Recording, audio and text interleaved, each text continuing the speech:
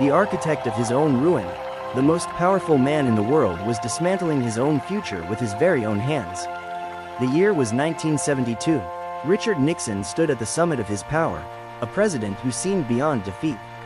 But beneath the surface, the gears of his downfall were already turning. And it didn't begin with a grand explosion or a public scandal. It began with one small, fatal error. Richard Nixon has been triumphantly re-elected for a second term. Winning by a landslide, he has solidified his mandate of trust. The nation has chosen stability and the continuation of his current course. It began with his manic obsession for total control. Nixon didn't just stumble, he meticulously forged the very evidence used against him. It was a single miscalculation that would eventually erase his reputation forever. Nixon was more than just a president. He was a strategist, cold, calculating every move, but he harbored a fatal flaw, the paralyzing fear of losing control. It was this fear that drove him to a decision that would alter the course of history forever. He recorded everything, in his office, at meetings, even in the most secret moments. He thought this would protect him, but he didn't realize that he was recording the evidence against himself. Saturday, dead of night, 5 shadows slip through the corridors of the elite Watergate complex. These are no ordinary thieves. In their suitcases, the latest bugs and cameras. They move with confidence. The locks are taped over so the doors won't latch. The goal? To fix a faulty wiretap and photograph secret documents. But a tiny detail betrays the professionals. A security guard notices the tape on the lock. He rips it off, but returning an hour later, he sees someone has taped it again.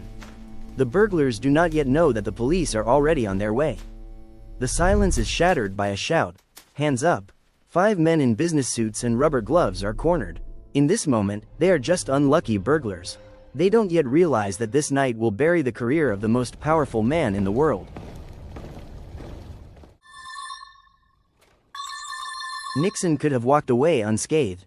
He had just won a triumphant re-election, but instead of admitting his subordinate's mistake, he chose the path of lies.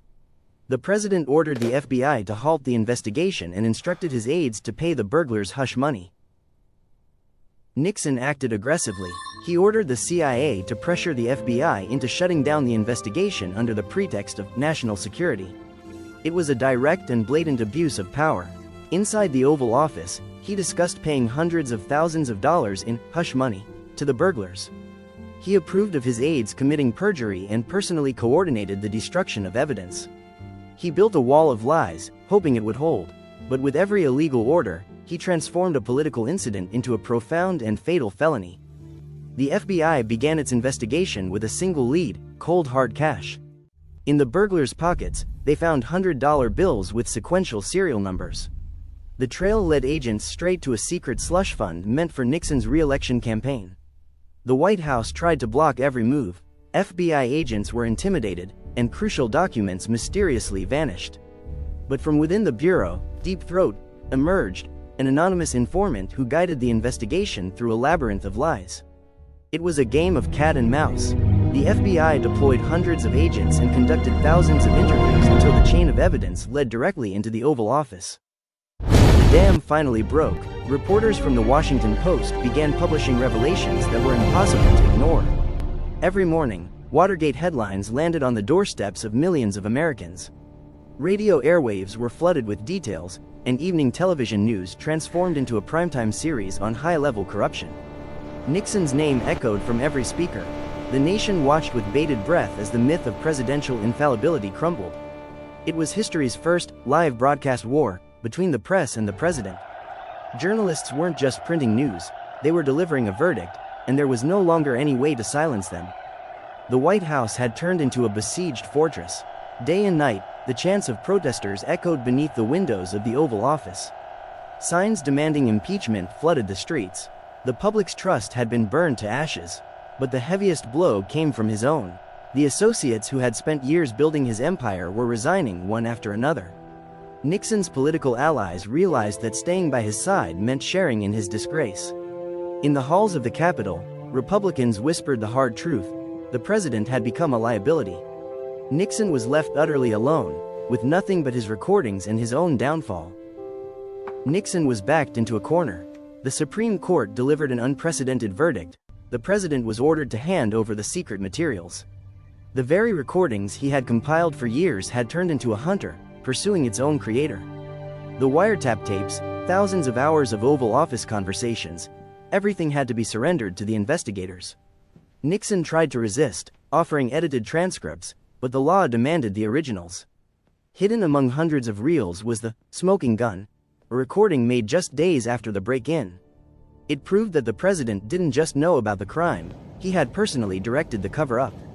There was nowhere left to run. The tapes were delivered under heavy guard. Hundreds of reels, packed into boxes, were carried into courtrooms and FBI offices under the glare of camera flashes. To find the truth, investigators had to endure over 3,500 hours of recordings.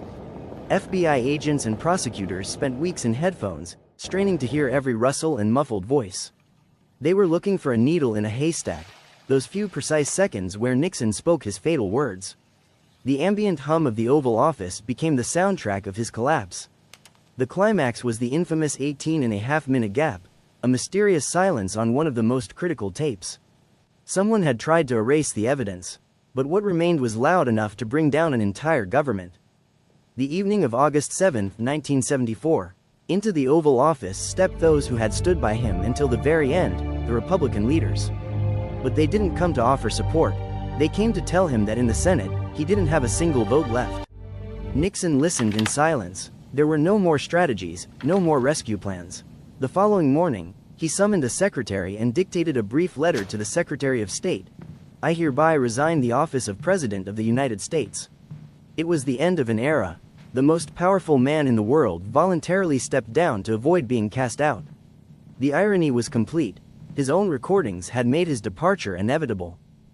Nixon stepped into the spotlight of the Oval Office and sat heavily at his desk.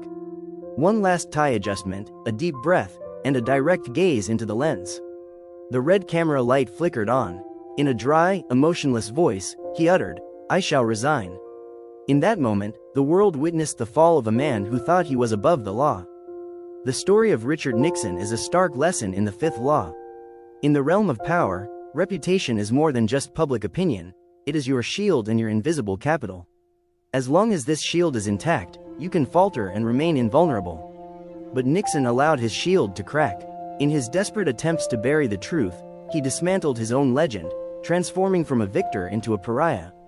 Remember, reputation is built over years but shattered in a single moment. When it falls, power slips through your fingers.